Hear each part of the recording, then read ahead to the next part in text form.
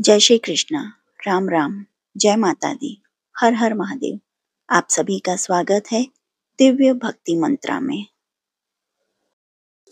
आज के वीडियो में हम वर्णन करेंगे हनुमान अष्टोत्र शतनामावली यानी कि हनुमान जी के 108 नाम। मंगलवार के दिन इन नामों का स्मरण करने से, सुनने से, पढ़ने से आपको अति लाभ होगा और आपके कार्यों में सफलता प्राप्त होगी।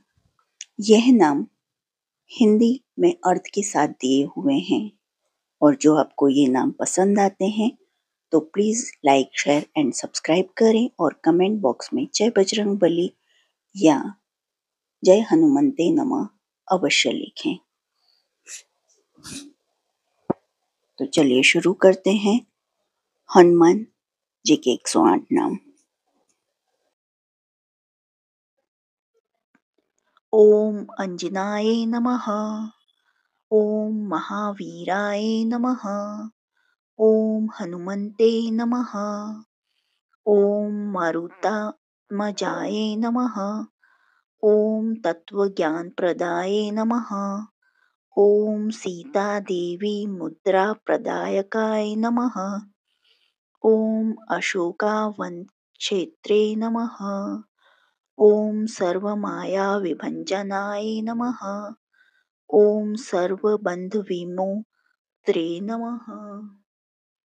ओम रक्षोविन्ध्वंशकारकाय नमः।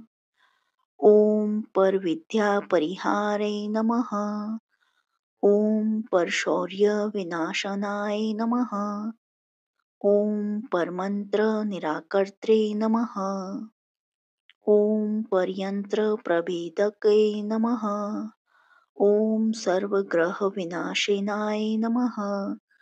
ओम भीमसेन सहायकृते नमः। ओम सर्वदुःखहराय नमः। ओम सर्वलोकचारिणाय नमः। ओम मनोजवाय नमः। ओम पारिजाताय द्रुमूलस्थाय नमः। ओम सर्वमन्त्रस्वरूपवते नमः। ओम सर्वतन्त्रस्वरूपिणे नमः। ओम सर्वयंत्रात्मकाय नमः। ओम कपीश्वराय नमः। ओम महाकाय नमः। ओम सर्वरोगहराय नमः।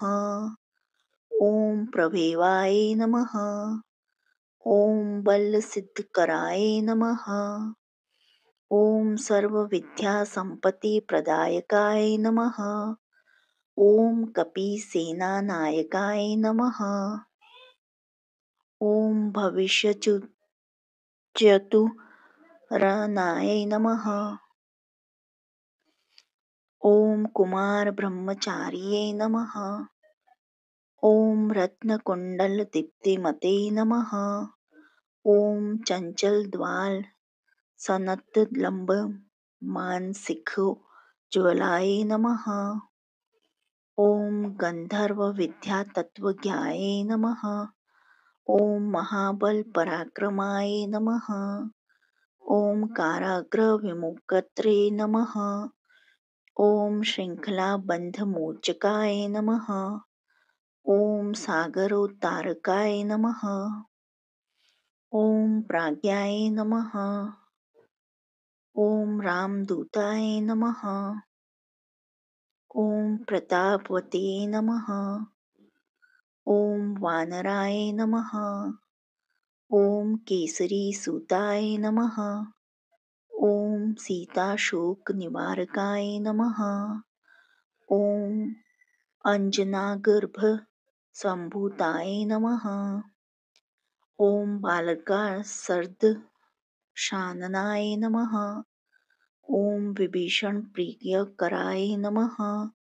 ओम दशग्रीवकुलंतकाय नमः। ओम लक्ष्मणप्राणदात्रे नमः। ओम वज्रकाय नमः।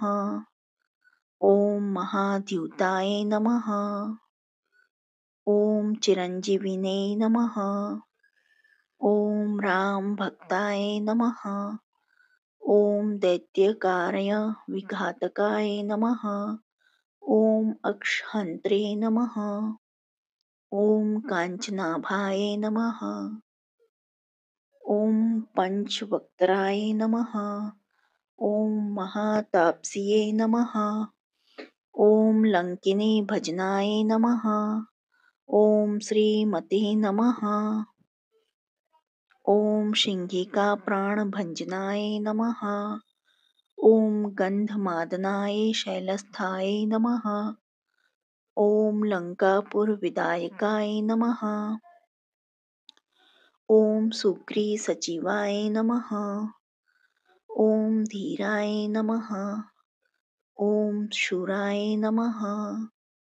ॐ दैत्यकुलन्ताकाय नमः। ॐ सुरार्चिताय नमः। ॐ महातेजसाय नमः। ॐ रामचूडामणिप्रदकाय नमः। ॐ कामरूपिणे नमः। ॐ पिङ्गलाक्षाय नमः। ॐ वर्धिमेनाकपूजिताय नमः। ॐ कबलीकृत मार्तण्डमण्डलाय नमः। ॐ विजितेन्द्रियाय नमः। ॐ रामसुग्रीसन्ध्राय नमः। ॐ महारावणमर्दनाय नमः। ॐ स्फाटेकाभ नमः। ॐ वागधीशाय नमः। ॐ नव्याकृतपण्डिताय नमः। ॐ चतुर्बाहवे नमः। ॐ दीनबन्धुराय नमः। ॐ महात्माय नमः। ॐ भक्तवत्सलाय नमः। ॐ सञ्जीवन नगाहर्ते नमः। ॐ सूचये नमः। ॐ वाग्मिने नमः। ॐ दृढव्रताय नमः। ॐ कालनेमिप्रमथन नमः। ॐ हरिमर्कटमर्कटाय नमः। ॐ दान्ताय नमः। ॐ शान्ताय नमः। ॐ प्रसन्नात्मने नमः। ॐ शान्तकण्ठमदापहते नमः। ॐ योग्याय नमः। ॐ मखतालोलाय नमः। ॐ शीतावैष्णवे पंडिताय नमः। ॐ वज्रधनुष्टाय नमः। ॐ वज्रनखाय नमः। ॐ रुद्रवीर्यसमुद्भवाय नमः। ॐ इन्द्रजित्पहितामोघब्रह्मास्त्रविनिवारकाय नमः। ॐ पार्थध्वजाग्रवासिने नमः। ॐ शरपञ्जरभेदकाय नमः। ॐ दशबाहवे नमः। ॐ लोकपूज्यै नमः। ॐ जाम्प्रीतिवर्धनाय नमः। ॐ सीतारामपादसेवाय नमः। इति श्री हनुमान जी 108 नाम समाप्त। जो आपको हनुमान जी के नाम पसंद आए हों तो please like share and subscribe. देखने के लिए धन्यवाद। और किसी भगवान के 108 नाम जानने की इच्छा हो और आपको आगे वाले वीडियो चाहिए तो प्लीज़ प्रेस बेल आइकन। देखने के लिए धन्यवाद। जय हिंद, जय भारत।